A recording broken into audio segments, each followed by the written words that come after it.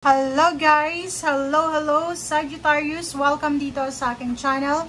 Kapalaran 888 Sagittarius. Alamin natin kung anong messages, vibration, gabay energy para sa lahat. Money, career, financial reading for the month of February to March. Or pwedeng February lang or pwedeng March to. Okay? Okay, Sagittarius, comment down below if you resonated. Number 18, 9, anxiety. Comment down below yung mga Sagittarius na marami kayong pinagdadaanan na anxiety dahil sa pera. Okay?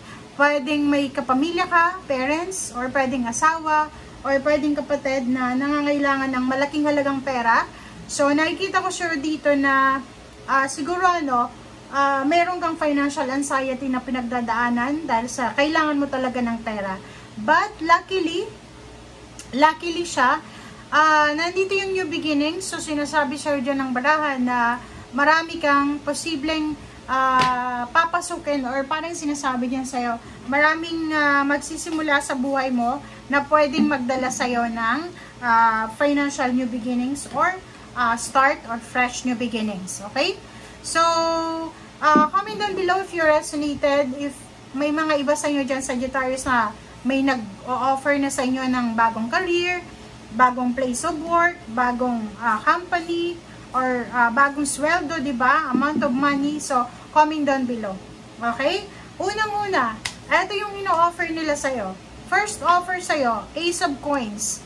Ace of Coins is new money siya, di ba? Pwedeng bagong company, bagong place of work, bagong residence, bagong career, bagong business, and pwede siyang malayo, di ba? Pwedeng long distance, nasa ibang bansa, or posibleng nasa probinsya. So, comment down below para dun sa mga Sagittarius dyan na posibleng may mga nag-o-offer sa inyo ng financial new beginnings. Okay? Next card natin is King of Wands.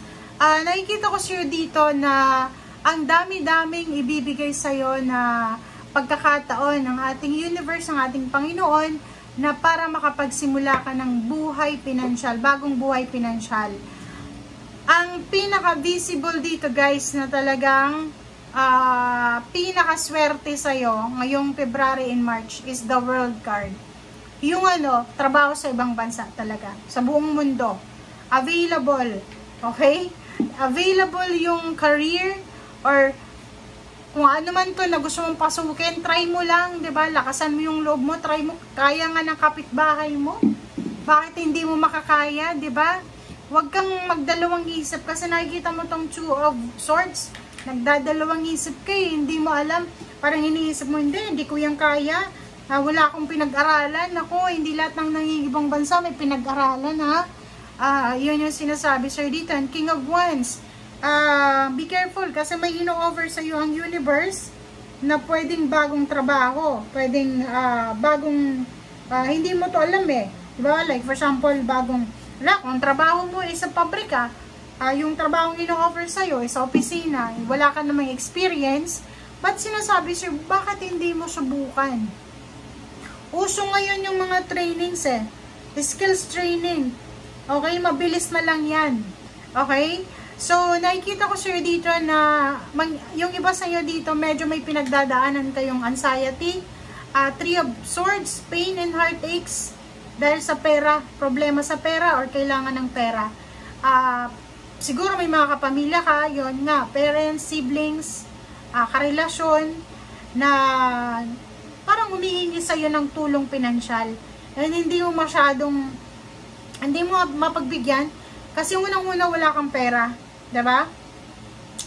But, yun nga, kahit ikaw, kung marunong kang magbasa ng tarot, makikita mo sa baraha mo, na ang message na to for the month of February and March is offer siya. Ito Ace of Swords, Ace of Coins. Ang daming impormasyon, ang daming balita, ang daming offer, ang daming kwento. Pwedeng sa messenger, pwedeng sa email, sa chat, sa video call, sa personal. Marami kang matatanggap na offer ng trabaho, 8 of Wands, new job or new career. Yun lang, nakikita ko sa'yo dito, iba yung focus mo Siguro may problema ka sa relationship mo, na instead mag-focus ka sa trabaho mo, hindi ka makapag-focus kasi ang focus mo nga sa emotion. Yun lang. Okay? So, dito sa Ace of Swords na to, sinasabi sa iyo, Sagittarius, na yung message na to, message of encouragement, or pwedeng magiging mentor mo yung taong ito. Isa siyang pwedeng air signs, Gemini, Libra, Aquarius, or kahit anong zodiac sign. Mag-o-offer siya sa iyo ng financial balance. Pero yung financial balance na talaga na to, guys, is sa ibang bansa siya, sa ibang lugar. Hindi dyan.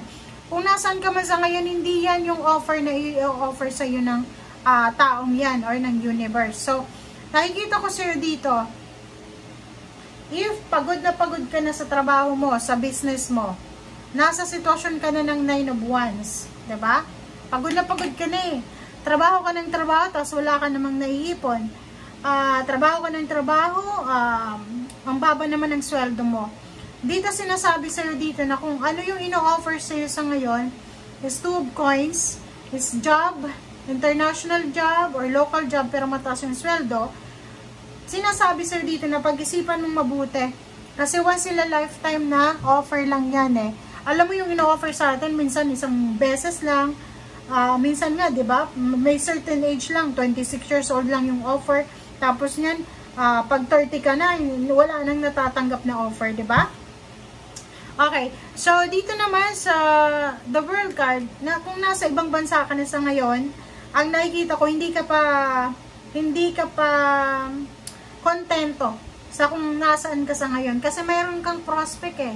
Pwedeng nasa Middle East ka, pero ang gusto mo is pumunta ng Amerika, ng Canada, ng Europa, or pwedeng ng Japan, ng Korea, parang ganun. So, nakikita ko sa iyo dito, possible lahat eh. Kasi nga, eto new beginnings, good news. Eto work naman to, new beginnings sa work. Eto ganun sa new beginnings sa all over, diba? Sa lahat. So, nakikita ko lang sa'yo dito, ang posibleng maging sagabal sa'yo dito is yung kulang ka sa lakas loob. Kulang ka sa connection. Kulang ka sa suporta. Pwedeng may mga kamag-anak ka na instead na i-push ka, na, uy, alam mo, gusto kong mga ibang bansa. Uy, alam mo, gusto kong mag-aral, mag-training ulit para ma-promote ako sa trabaho. Sinasabihan kanila, naku, huwag mong sasayangin yung oras mo kasi ganyan, ganito. Matanda ka na, ganito, ganyan. Kailangan kumita ka ng pera. So, kung ganyan yung environment mo, wala kang maaasahan sa kanila, diba? So, kailangan mong i-pursue kung ano yung gusto mo, sa kung ano talagang gusto mo. Hindi mo kailangan na humingi ng opinion sa ibang tao. Okay?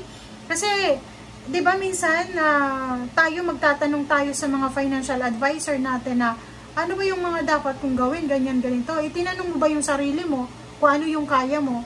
Kasi minsan, mas nakikinig tayo sa ibang tao, kaysa sa sarili natin, which is mali yun. So, dito sinasabi sa'yo na makinig ka sa sinasabi ng sarili mong isip, hindi sa isip ng ibang tao. Okay? So, thank you guys for watching. Bye!